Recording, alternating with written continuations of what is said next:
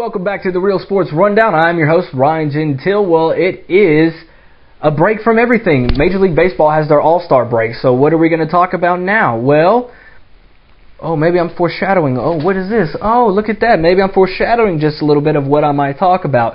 Now, my buddy Tugboat, yes, Tugboat, I'm talking to you. I'm talking some football finally for you, my friend, okay? So now you can leave me alone about it.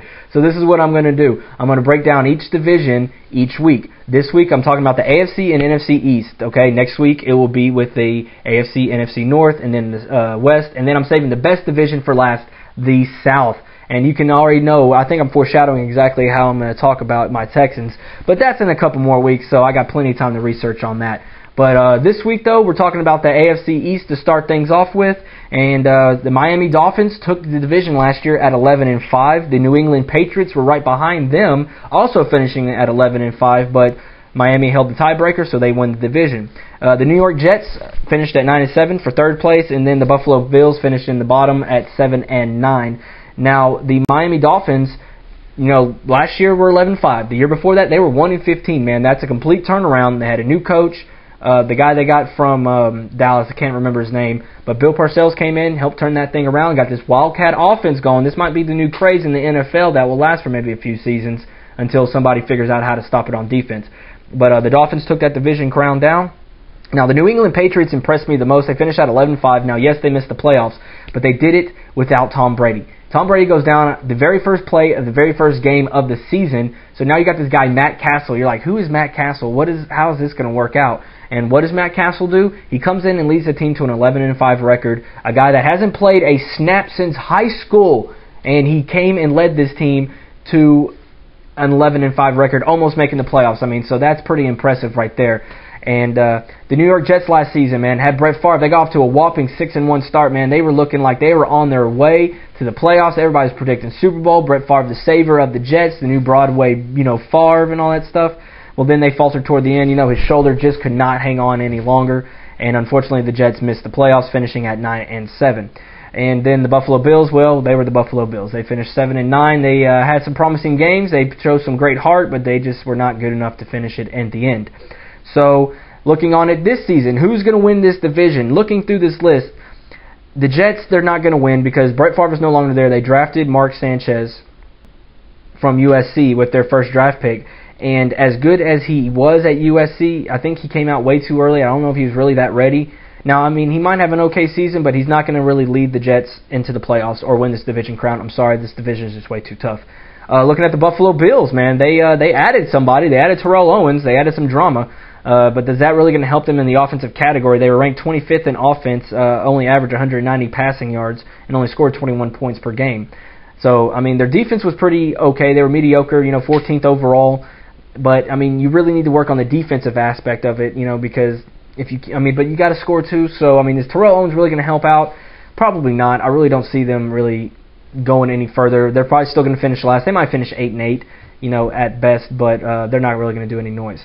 The two teams that are going to compete for this division is going to be the Miami Dolphins and the New England Patriots. Those two teams have heated rivalry. They have good games every time they play each other.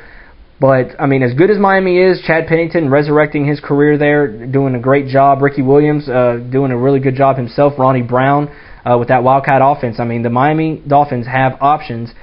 But the New England Patriots are getting back Tom Brady. And I don't care who you are. I don't care how much you want to hate on the guy. He has 3 Super Bowl rings. He's the greatest quarterback of our generation right now.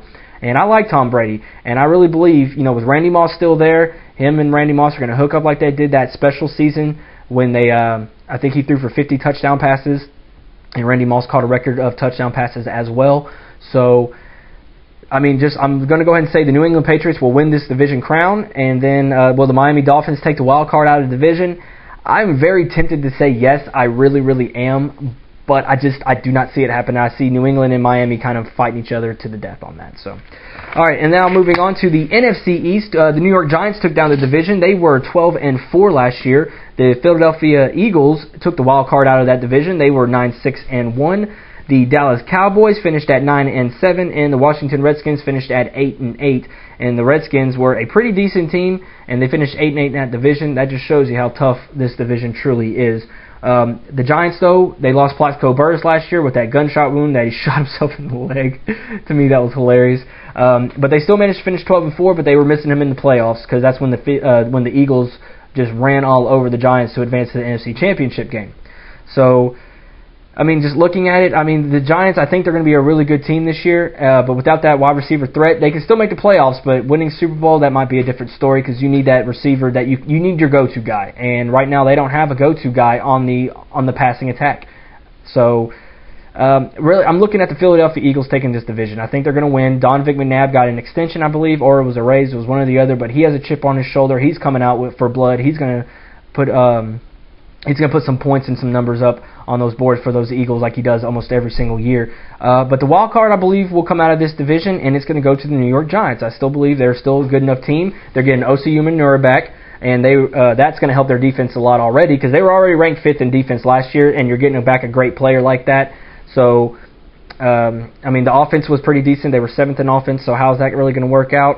We'll have to wait and see. Now, for all you Dallas Cowboys fans out there, I'm sorry. I mean, you lost Terrell Owens. I think Tony Romo, he's a good quarterback, but I think he's going to try too hard to prove this is his team, and this is not going to work for him. I'm sorry. It's just not going to really work out for the Cowboys this year. I mean, they might finish at 9-7 again. They might even finish at 10-6, but still miss out on the playoffs because that's how tough this division is.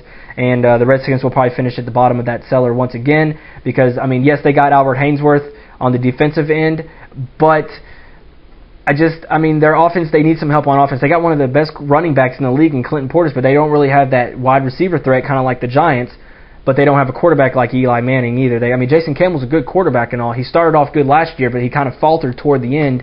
I mean, and of course there were trade rumors. Supposedly the Redskins were in the hunt for Jay Cutler, and that might have upset Campbell a little bit, so he might play with a chip on his shoulder. So he might play better than what we're expecting him to play.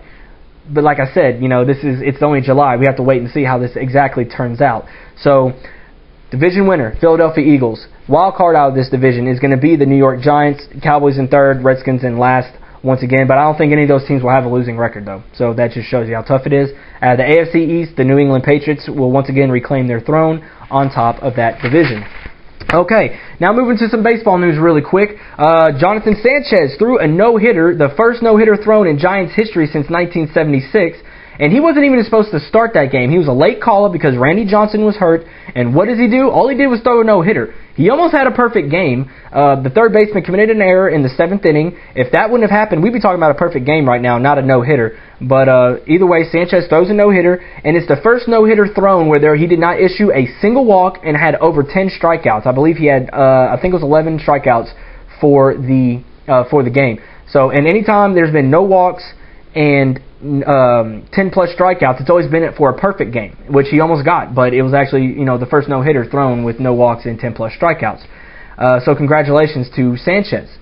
And also with the baseball news, Prince Fielder wins the home run derby. Man, he was crushing the crap out of some balls, so I really thought Pujols was going to win that home run derby the way he's been hitting the ball lately, but he didn't, so that's just nothing you can do about that. And quickly, I'm going to talk about some UFC, man. UFC 100 took place. Lesnar won, defeated Mir to retain his title, but everybody's talking about his actions afterwards, flipping the crowd off, saying he's going to get on top of his wife. Bud Light doesn't pay him to drink their beer, so he's drinking Coors Light. Paid right out of WWE. Pretty much not what, you know, Dana White was looking for with his product, so I think he talked to him, he toned it down. Lesnar apologized. Will that hurt the sport? It's not gonna. UFC is up on the rise. It's taking over boxing, and so look for UFC 100 to be sticking around for a very, very long time. Alright, and here is my quick kick, my final quick kick. Quickly show the logo. Alright, that's it. Ryan Dempster fractured his toe jumping over a railing in front of the dugout after a win against the Brewers. Now, this happened a couple weeks ago, so now he's going to be out for a while. So now, Cubs fans, you have something else that you can have a curse over. So now, instead of the curse of Bartman or the Black Cat, you have the curse of the railing in front of the dugout. Alright, well, that's going to do it for the Real Sports Rundown. Stay tuned, because this week coming up on the new show, I'm going to be home in LaPorte. I'm going to have a very special guest. My friend Kyle Mickelin will be on the show with me debating some football. So make sure you don't go anywhere. Have a great day, everybody.